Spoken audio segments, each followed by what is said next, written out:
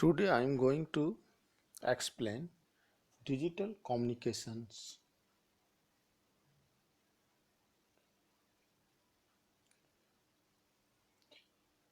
First of all, explain what is communications.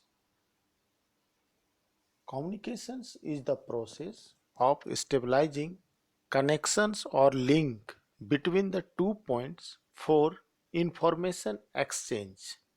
यानी दो point के बीच जो इंफॉर्मेशन एक्सचेंज होता है, जैसे फॉर एग्जांपल्स अगर हम बोल रहे हैं और कोई दूसरा आदमी कहीं और खड़ा है, दोनों एक दूसरे के इंफॉर्मेशन एक्सचेंज कर रहे हैं, दैट इज कॉल्ड कम्युनिकेशन। यानी communication is the process stabilizing the connections और link between 2 points for information exchange.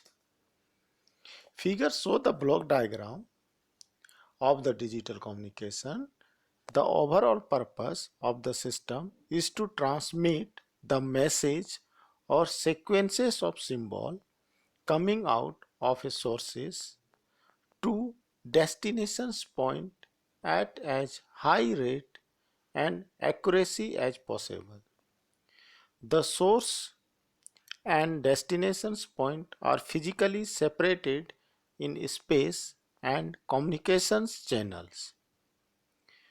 The informations bearing signals is also corrupted by unpredicted electrical signal, that is noise, from the both man-made and natural causes. The smearing and noise introduce error in the information bearing transmitted and limit the rate at which information can be communicated from the source to destinations. The probability of incorrectly decoding a message symbol at the receiver is often used as a measure of performance of a digital communications. Generally हम इस block diagram को explain करें तो सबसे पहले मेरे पास क्या होगा, इनपुट सिग्नल्स। इनपुट सिग्नल्स किस फॉर्म में होगा, वो वीडियो के फॉर्म में होगा, ऑडियो के फॉर्म में होगा और टेक्स्ट के फॉर्म में होगा। तो इनपुट सिग्नल्स जनरली किसके फॉर्म में होता है, एनालॉग के फॉर्म में होता है। दिस एनालॉग को हम एक ट्रांसड्यूसर के इनपुट ट्रांसड्यूसर लगाते हैं, जो इनपुट एनालॉग सिग्नल जो भी एनर्जी है वो दूसरे सिग्नल में भी हम कन्वर्ट कर सकते हैं। जैसे अगर साउंड ऑडियो सिग्नल्स है उसको हम इलेक्ट्रिकल सिग्नल में कन्वर्ट करना चाहें तो हम उसको इलेक्ट्रिकल सिग्नल में कन्वर्ट कर दें, तो उसके लिए एक ट्रांसड्यूसर यूज करते हैं। उसके बाद हम सैम्पलर की बात करें, यानी हम सैम्पलर करते हैं, यानी एनालॉग सिग्नल्स को हम सैम्पलर करते हैं। सैम्पलर मतलब सैम्पलिंग ने दो थ्योरम्स दिया था, एक कंस्ट्रक्शन और एक रिकंस्ट्रक्शंस के लिए। तो सैम्पलर से क्या होगा, उस एनालॉग सिग्नल्स को किस में कन्वर्ट कर देगा, डिस्क्रीट सिग्नल। जैसे डिस्क्रीट सिग्नल्स होगा उसके बाद हम क्वांटाइजेशंस करेंगे। क्वांटाइजर करने के बाद वो किस में कन्वर्ट हो जाता है, डिजिटल सिग्नल्स। जैसे डिजिटल सिग्नल्स में कन्वर्ट होगा हम इनकोडिंग कर देंगे, यानी बाइनरी के फॉर्म में कन्वर्ट हो जाएगा वो, और इसको इनकोडिंग करेंगे। फिर डिजिटल मॉड्यूलेशन टेक्निक यूज करेंगे और डिजिटल मॉड्यूलेशन करने के बाद हम उस सिग्नल को ट्रांसमिट कर देंगे।